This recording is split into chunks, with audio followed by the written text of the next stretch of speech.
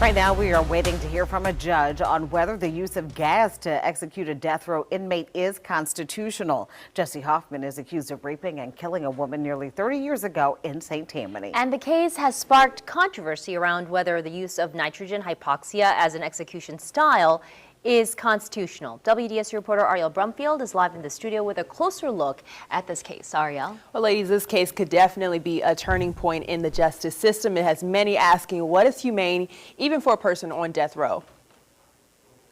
There's no way to gas a living creature in a way that isn't disgusting. Litigators with the Promise for Justice initiative holding firm against executions in Louisiana. This comes as the initiative filed a lawsuit against the execution of Jesse Hoffman through the use of nitrous hypoxia, claiming it's experimental. Hoffman, now 46, is accused of raping and killing a woman at the age of 18 years old in the rural parts of St. Tammany. On Friday, we asked for an injunction, which would be a pause on the execution until the court has time to thoughtfully consider whether or not gassing a person to death can be constitutional. Hoffman, who is set to be executed next Tuesday, will be the first execution in the state of Louisiana in 15 years and could be the first under the use of nitrogen gas. Litigators also argue the nitrogen gas execution goes against Hoffman's religious rights as a practicing Buddhist. It's an execution style recently used 4 times in Alabama. Witnesses talk about eyes bulging, gasping for air, wriggling. In the United States, our Constitution says that if we are going to kill people, which is an if, that there are certain standards that have to be upheld.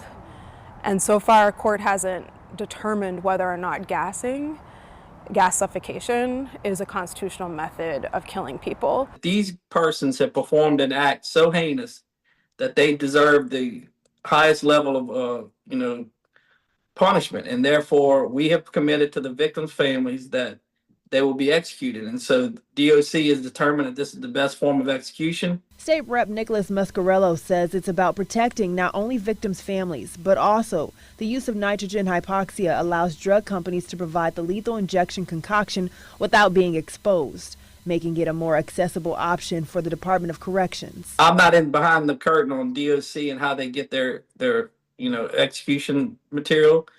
But apparently it's become such an issue that we can't get the drugs. We are challenging the state to say there is no evidence that the gassing a person to death can ever possibly be humane. But we want the court to have time to be able to consider that argument. And Hoffman's team is asking the state to fully explain how the new to Louisiana nitrogen gassing execution will be carried out and prove it will not violate his constitutional rights. A judge is set to decide on this sometime this week. Ladies, back to you. Ariel, thanks.